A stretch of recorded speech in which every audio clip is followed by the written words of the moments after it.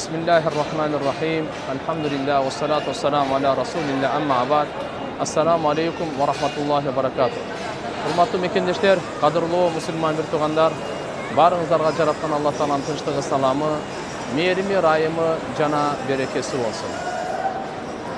Allah Ta'ala mına ıyık Kaaba'nın canına alıp gelgendigine çeksiz şükürler. Bu Baytullah, Allah Subhanahu ve Ta'alanın ıyık uyuyu. Hazret Mücahit rahmetullahi aleyh aytkan sözüne qaraganda, jer menen asmanды jaratаарdan 2000 yıl murda uşul жерди жараткан. 2000 yıl murda. Bu Allah Subhanahu ve Ta'ala ушундай касиеттүү ıyık кылганы, жер асман жаралгандан бери ıyık, кыямат күнгө чейин ıyık. Bunu bir dagы perişte, bir dagы adam ıyık kılgan emес. Peygamber sallallahu aleyhi ve sellem Mekke jengüsünde gelip bunu aytıp ketken.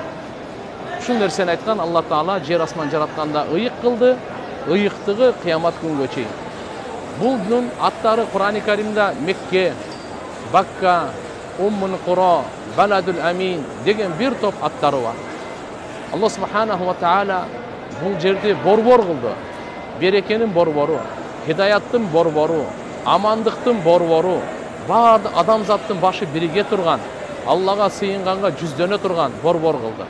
Бул адамдар менен инсандын кыбласы болсо, ушунун 7-нчи асманда вал байтил маъмур, байтил маъмур ад-даррах, дарах дейт.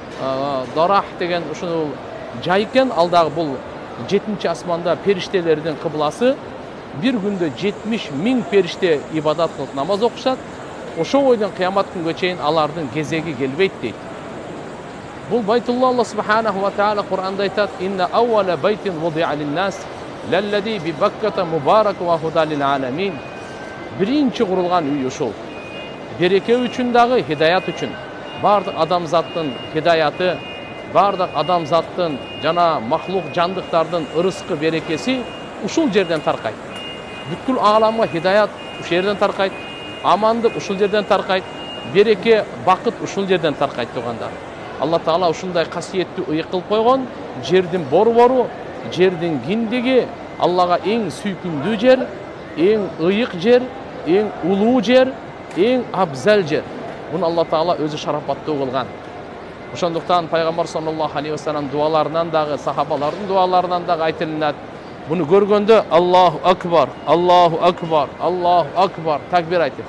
Allahumma did hadal bayt tashrifan ve ta'ziman ve takriman ve birran ve mahabbatan ve zid man şerrafahu ve karramahu mimman hajjahu ev i'tamarahu tashrifan ve ta'ziman ve takriman ve birran. Allahumma inna na'udhu bika minel kufri vel fakri ve dhiqis sadri ve adabil qabri. Ya Allah, uşu baytыңды, uşul Baytullah'ını, uşul üyüңдү, ıyık üyüңдү, ya Allah көбөйткүн, şarapattуулугун, урматтуулугун, сыйын, сүрүн, жакшылыгын көбөйткүн. Жана ким uşu Baytullah'ını сыйласа, урматтаса, таазим этсе, acılardan, же умрачылардан, анын дагы şarapattуулугун, сыйын, урматын, жакшылыгын, сообун көбөйткүн. Ya Allah pana tileybiz, kapırlıktan, jakırçılıktan, jana жүрөгү sığılgandan, kısılgandan, kabırdın azabынан degen ушундай касиеттүү дуалар айтылынат. Урматтуу агайын мусулман бир туугандар, wa id ja'alnal baytal masa wa iz ja'alnal bayta masabatan lin-nas wa amna.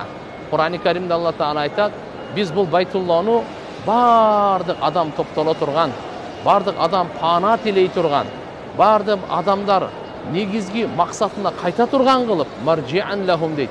Кайта турган, маадан, же болсо ушундай мажмаан, ушундай тафсирлери келет.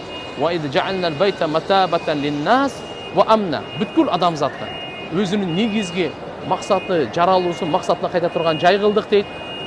Жана бардыгы пана тилей турган, дүйнө ахиреттин бактысыздыгынан пана тилей турган, эки дүйнөнүн кордугунан, азабынан пана тилей турган жай кылдык дейт. Бардык адамдар топтоло турган жай кылдык дейт. Бүгүн эле эмес, кылым карыткан Allah Taala ушу жараткан аламдан бери ушул жерде топтолушат. Allah Taala бардык мусулмандарга, бардык адамзатка бул жерде зияратын насип кылсын. Ömründe bir жолу болсун келгенге Allah Taala буйрган болсун.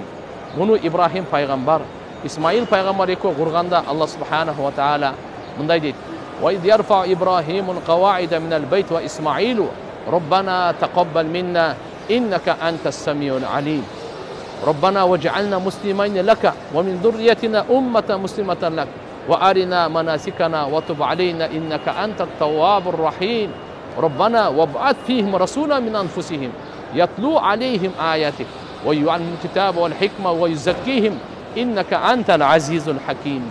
İbrahim пайғамбар мен Исмаил пайғамбар бұл Байтулланың пайдуалын көтергенден кейін дуа қылышқан: Я Алла, ушундай улуу кызматка, улуу ишке бизди кабыл кыл.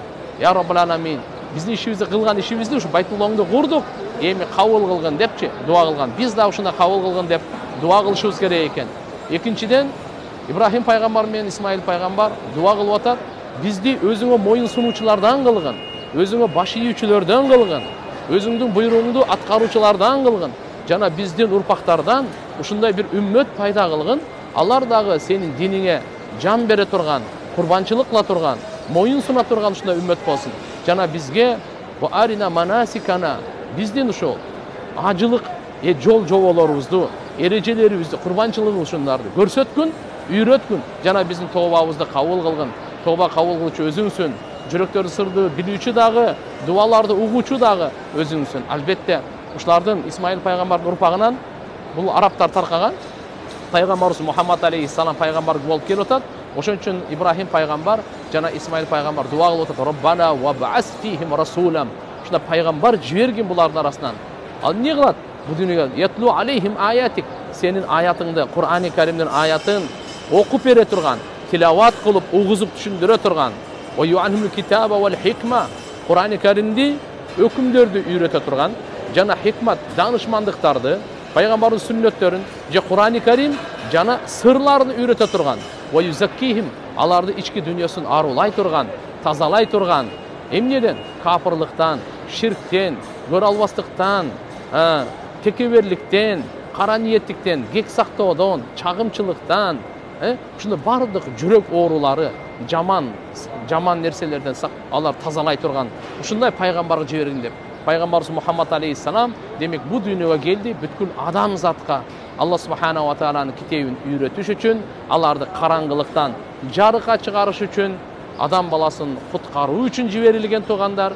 Бу дүйнөнүн бактысыздыгынан, кордугунан, ахиреттин түбөлүктүү азабынан, дозоктон куткарыш үчүн жиберилген, жана адам баласын тазалаш үчүн.